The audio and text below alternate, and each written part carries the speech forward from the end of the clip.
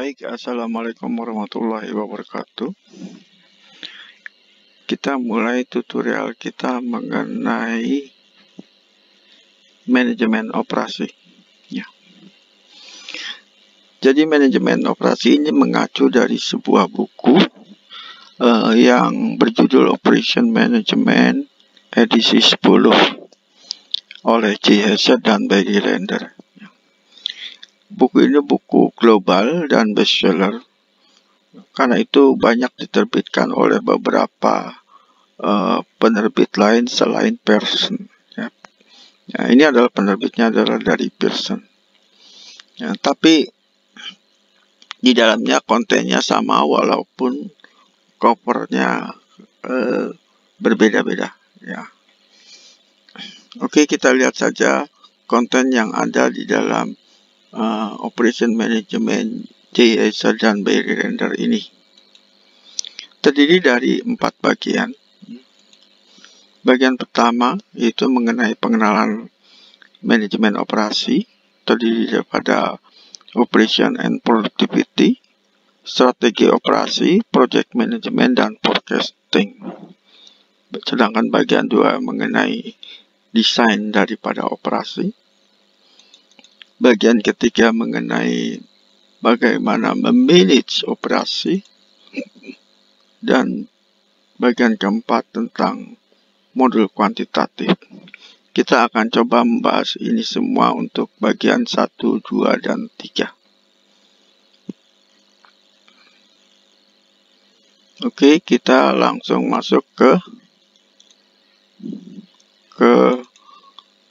bab 1, yaitu mengenai operation dan produktivitas.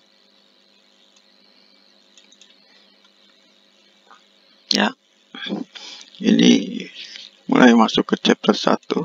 Ya, langsung saja kita ke chapter 2. Ya, jadi di sini outline-nya, ya, pembahasan yang ada di bab ini itu menggunakan kita akan mencoba mempelajari atau melihat manajemen operasi yang ada di Hard Rock Cafe, yang merupakan gambaran daripada perusahaan global.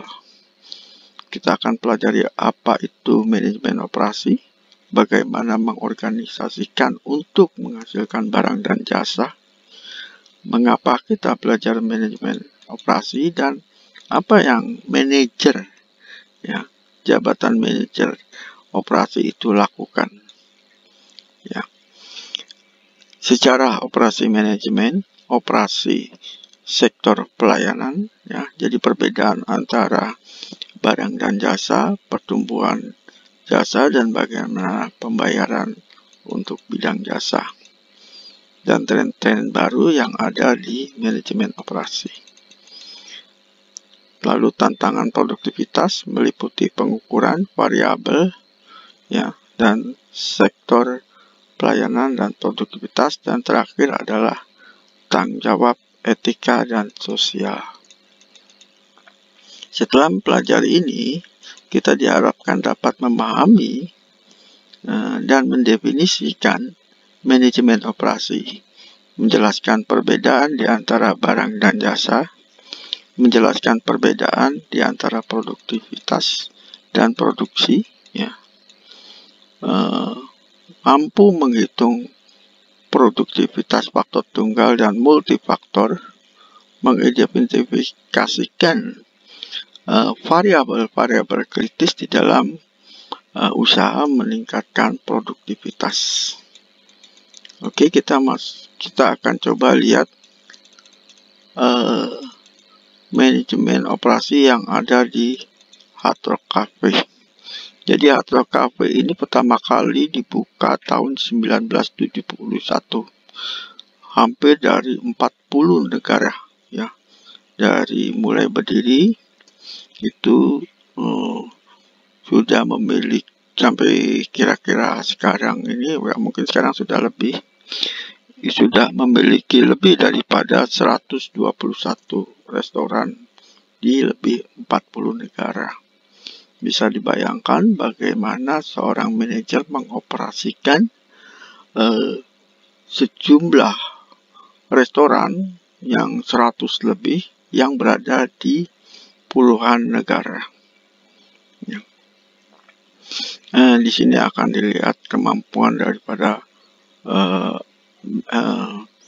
seorang manajer operasi.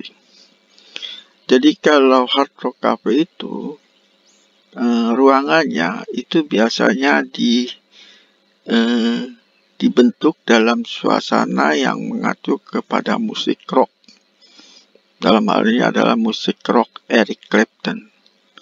Biasanya ruangannya juga ada gantungan-gantungan daripada gitarnya, gitar-gitar, berbagai macam gitar yang dipakai oleh para pemusik rock. Di sini manajer operasi bagaimana dia mampu menciptakan bentuk makanan-makanan yang berkualitas, serta ditambah dengan hiburan-hiburan yang berbau musik rock. Di sini Hard Rock Cafe itu melayani makanan lebih dari 3.500 jenis makanan seharinya di Orlando, dengan sebanyak makanan itu. Bagaimana menu-menunya? Ya, tentunya memerlukan pengaturan yang tidak mudah. Untuk itu perlu adanya aturan atau rule daripada manajer operasi. Oke, kita langsung masuk kepada apa itu manajemen operasi. Ya, jadi pengertian daripada produksi. Ya, produksi adalah bagaimana menciptakan barang dan jasa.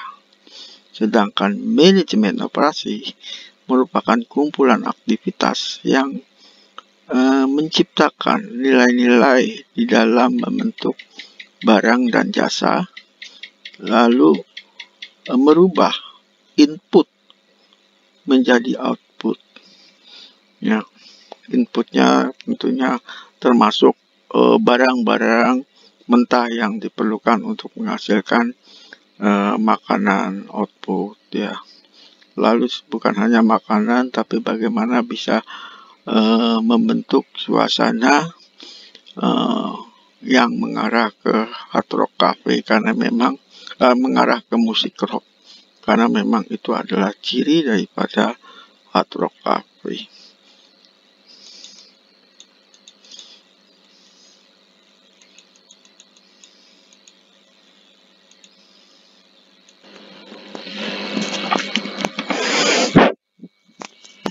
Oke, kita masuk ke apa itu manajemen operasi. Ya, kita mencoba memahami dulu yang dimaksud dengan manajemen operasi itu apa.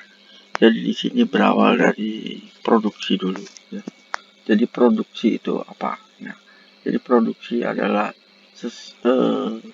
yang menciptakan sesuatu dalam bentuk barang dan jasa. Ya. Jadi produksi itu tidak hanya menciptakan sesuatu yang konkret, yang terlihat konkret, misalnya pabrik mobil dia menghasilkan mobil, gitu kan. Pabrik motor dia menciptakan motor, tapi bisa juga dalam bentuk pelayanan ya. Jadi di sini pengertian mengenai manajemen operasi jadi merupakan suatu kumpulan aktivitas yang menghasilkan nilai-nilai yang berhubungan dengan barang dan jasa, yaitu dengan mentransformasikan input ke dalam output. Ya, jadi kalau di dalam profile Hard Rock Cafe ini, input misalnya bisa berupa barang-barang, bahan-bahan mentah yang diperlukan untuk menghasilkan output, yaitu berupa makanan yang berkualitas, ya. Bagaimana proses yang dilakukan di dalamnya.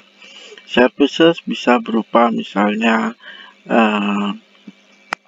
pelayanan terhadap para pengunjung, ya, lalu penciptaan suasana yang dalam hal ini adalah Hard Rock Cafe itu mencirikan suatu musik rock, ya, suasananya lebih mengarah ke sana untuk kasus Hard Rock Cafe. Di dalam suatu organisasi untuk menghasilkan barang jasa itu diperlukan 3 fungsi utama, ya. Jadi apapun bentuknya, organisasi itu memerlukan 3 yang penting, ya. Dalam hal ini adalah marketing, ya. Jadi marketing ini adalah tugas utamanya adalah membuat demand, ya, membentuk demand, ya. Jadi kalau ada produknya itu harus terjual, yang harus dibeli, ada yang membeli. Jadi ada yang menginginkan produk itu. Nah, dan marketing ini tugasnya adalah mencari customer untuk bisa menggunakan produk-produk yang dihasilkannya. Sedangkan produksi atau operasi dari produk, ya, atau operasi itu adalah bagaimana menciptakan produk-produk baik barang atau jasa yang berkualitas. Selain itu, yang ketiga adalah mengenai finance, akuntansi. Bagaimana aliran uang itu mulai dari pembayaran pajak, lalu mengkolek uang dari para customer, ya. Nah, itu bagian daripada finance atau akuntansi. Karena finance yang baik tentunya juga akan memberikan kemudahan dari para customer untuk bisa melakukan pembayaran, karena ia menggunakan produk yang dihasilkan daripada organisasi tersebut. Jadi manajemen operasi itu tidak hanya pada restoran seperti yang ada di Hard Rock Cafe. Dia hampir banyak diterapkan di seluruh lini organisasi. Di antaranya adalah bank-bank komersial, ya. Di dalamnya ada 3 unsur penting itu, ya, marketing, finance, ya, operasi. Nah, ini adalah salah satu contoh tugas-tugas daripada marketing, finance, dan organisasi dan operation, ya, operasi. Begitu juga di dalam bentuk pelayanan, ya. Kalau tadi slide sebelumnya, ya, di dalam komersial bank, ya, tentunya di sini pengaturan uang, ya. Pengaturan uang lebih banyak, ya. Lalu kalau di airline, ya, di sini bagaimana penumpang customer itu bisa menggunakan produk transportasi dengan menggunakan pesawat. Di dalamnya juga ada 3 fungsi utama, marketing, finance, dan operasi. Begitu juga di manufaktur, ya. Jadi kalau kita lihat sebelumnya, airline itu lebih kepada services, ya, pelayanan. Tapi kalau manufaktur ini dia biasanya menghasilkan suatu barang yang konkret. Misalnya Ford, ya, pabrik mobil, dia menghasilkan kendaraan transportasi seperti mobil, motor, ya, yang menggunakan mesin, ya. Di sana juga ada 3 fungsi utama, ya. Jadi intinya, ya, setiap organisasi apapun di dalamnya akan ada 3 fungsi utama ini, termasuk juga di dalam dunia pendidikan.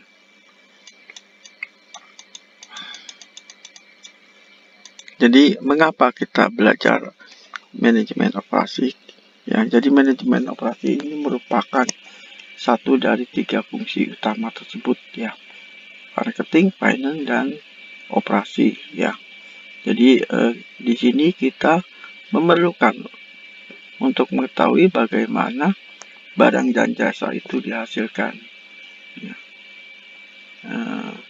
Memahami bagaimana kerja daripada manajer operasi. Ya.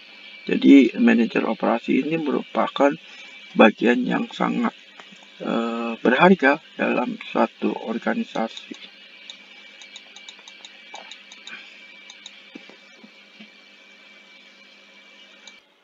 Nah, ini ada pilihan mana yang lebih memberikan kontribusi di antara ketiga itu ya, marketing, finance, dan operasi.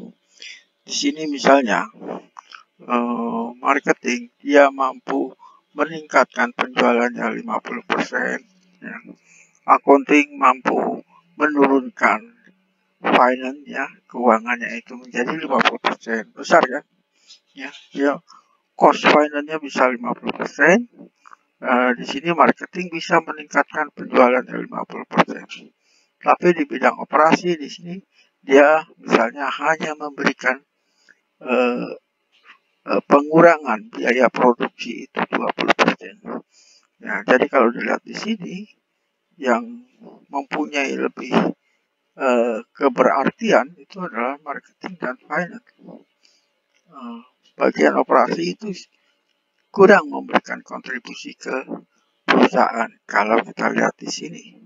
Tapi sekarang kita lihat bagian per bagian.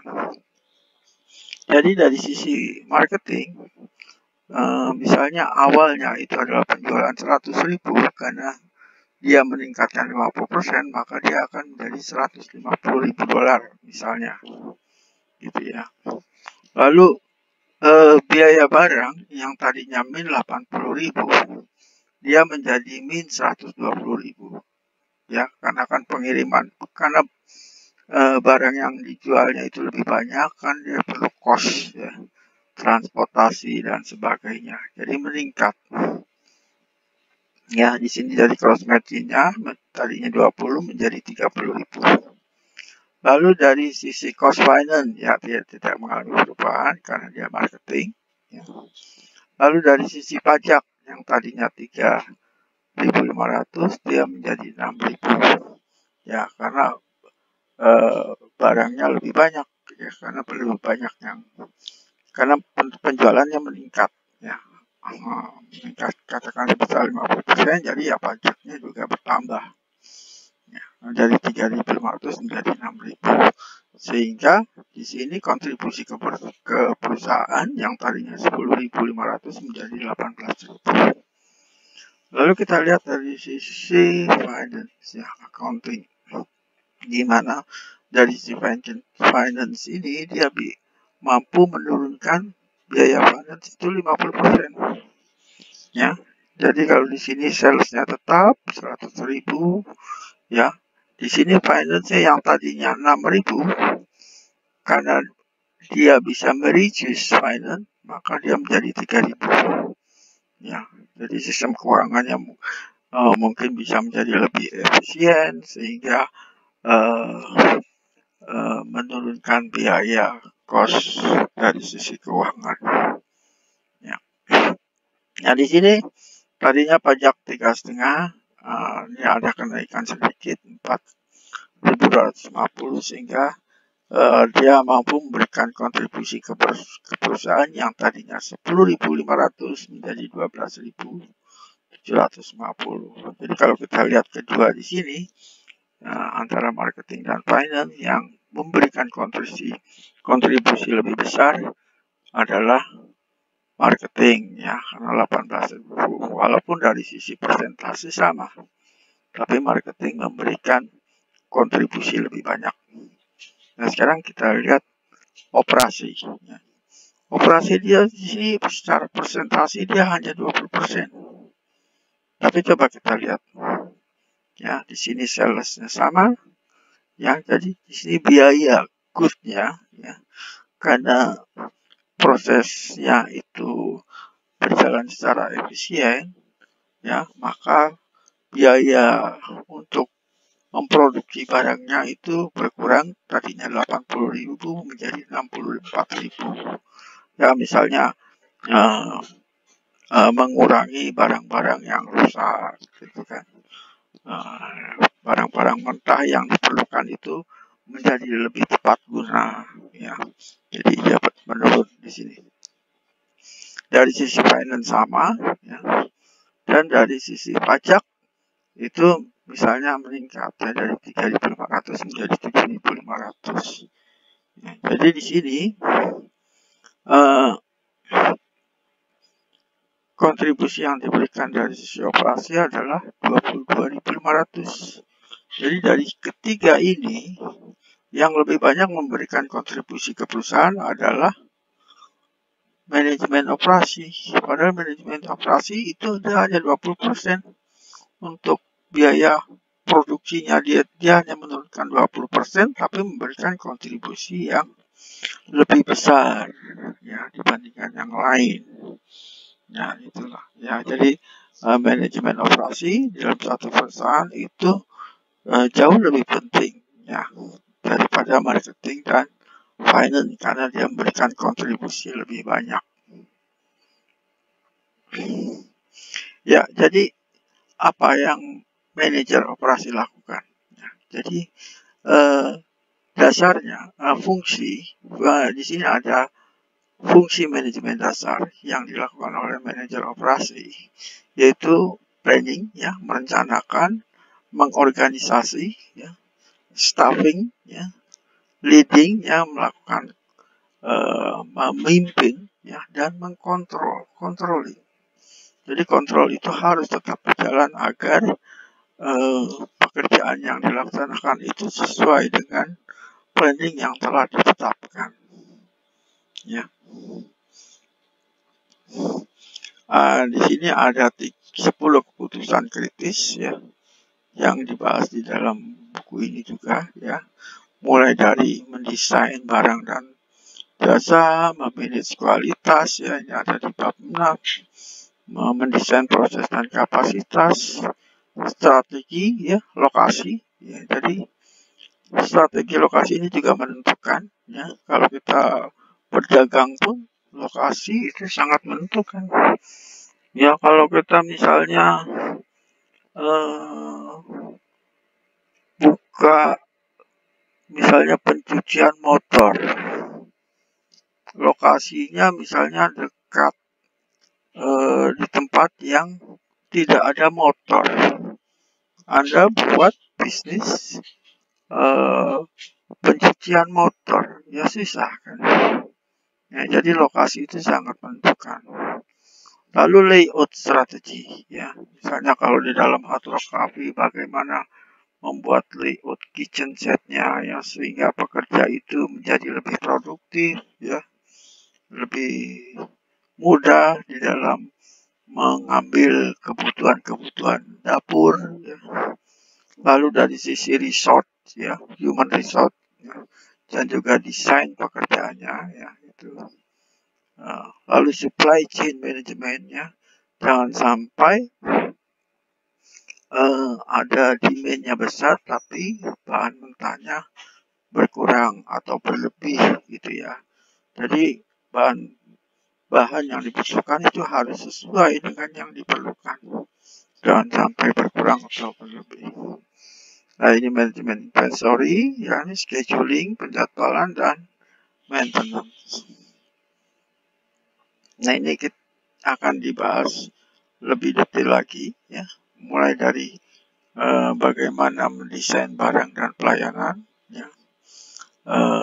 Jadi barang dan pelayanan apa yang akan ditawarkan, ya, apakah itu dalam bentuk pengobatan medis, ya, apa dalam bentuk manufacture, ya. Jadi harus dilihat dulu ya barang dan jasa apa, ya. Lalu setelah itu kita mendesain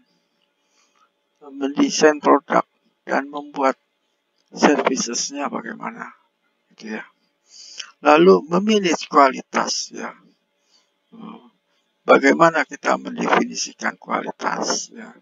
Misalnya kalau untuk cafe di dalam menentukan kualitas makanannya, misalnya menunya ya harus bagus ya, bahan-bahan mentahnya juga dari, misalnya kalau menggunakan ikan itu harus segar gitu ya, dan ikan itu kan harus disimpan dalam waktu yang tentunya tidak boleh terlalu lama ya. Dan kualitas itu siapa yang bertanggung jawab ya. Jadi ada kualitas daripada produk yang kita hasilkan, itu harus ada yang bertanggung jawab. Lalu mengenai desain, kapasitas, dan proses ya. Proses apa dan kapasitas apa yang diperlukan untuk memproduksi ya, peralatan dan teknologi apa yang penting untuk melakukan suatu proses.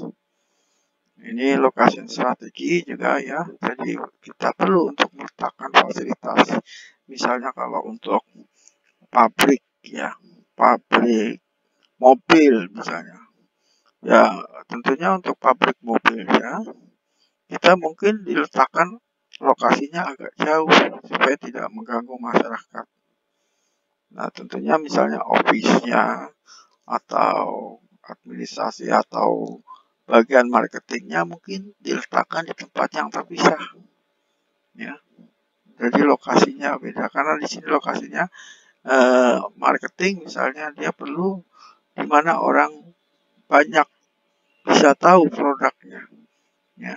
Kalau pabriknya nggak apa-apa agak ke pinggir gitu ya, misalnya di daerah Bekasi atau Tangerang, tapi head office-nya, marketingnya atau apa, dia harus di tempat yang di mana orang mudah menjangkau ya.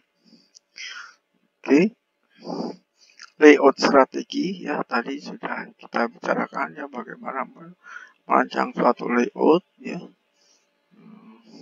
Lalu human resource ini juga pentingnya. Jadi kalau kita mempunyai para pekerja yang tidak bisa bekerja dengan baik ya, tentunya dia tidak akan sulit ya untuk memberikan produktivitas yang lebih tinggi. Dan di sini manajer operasi juga harus bisa menjadikan karyawannya itu bagaimana supaya menjadi lebih produktif gitu. Ya, selanjutnya adalah supply chain management ya. Jadi menentukan komponennya, apakah kita harus membeli atau membuat sendiri begitu ya, karena nggak mungkin kita bisa membuat misalnya mesin mobil gitu ya, semuanya dibuat sendiri atau semuanya dibeli semua ya, nggak biar ya. Jadi kita harus bisa memilah mana yang buat dan mana yang membeli.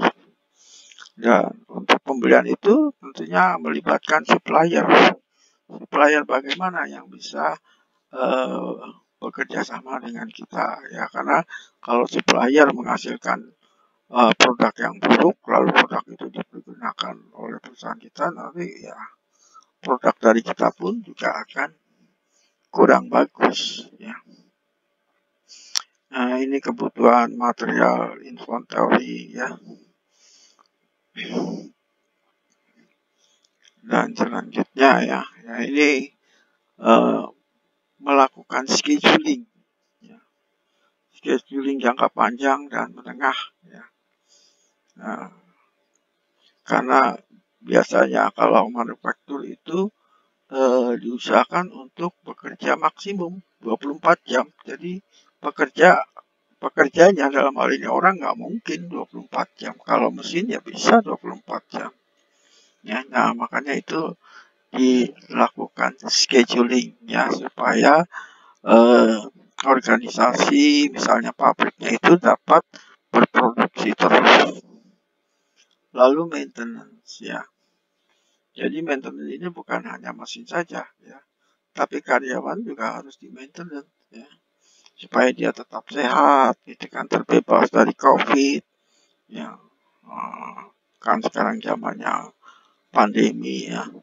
gimana pabrik supaya bisa terus bekerja di tengah-tengah masa pandemi ini, ya.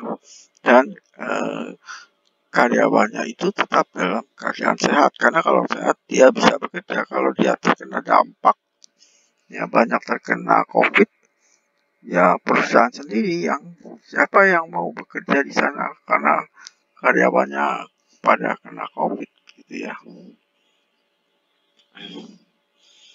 Oke ya, jadi di sini posisi pekerjaan daripada operation management itu di sini ya, pekerjaan dalam hal merencanakan, ya, manage pabrik, ya, dalam hal quality, ya, manage quality, menjadi konsultan untuk meningkatkan proses, ya, operation analysis, supply chain manager dan perencana atau planner. Ya, jadi banyak posisi yang berhubungan dengan manajemen operasi di dalam satu organisasi.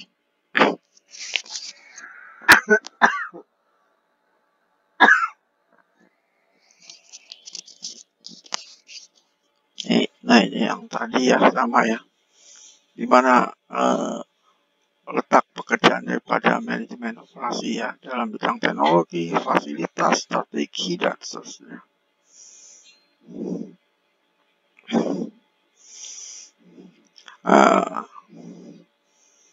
Ini ada satu cerita ini ya, sedikit cerita mengenai perusahaan mobil yang bernama Ford ya, yang dulu terkenal. Dia mulai dari tahun 1776 ya, sampai berapa ini, 2010 ya. Nah, di sini tentunya sudah mulai banyak perbedaan ya, karena di 2010 ini sudah mulai ada globalisasi ya. Jadi kalau marketing itu juga fokusnya tidak hanya ke suatu lokal yang kecil atau nasional, tapi bagaimana dia bisa mencari demand ke luar negara lain ya, jadi lebih luas, dan itu didukung dengan adanya internet ya.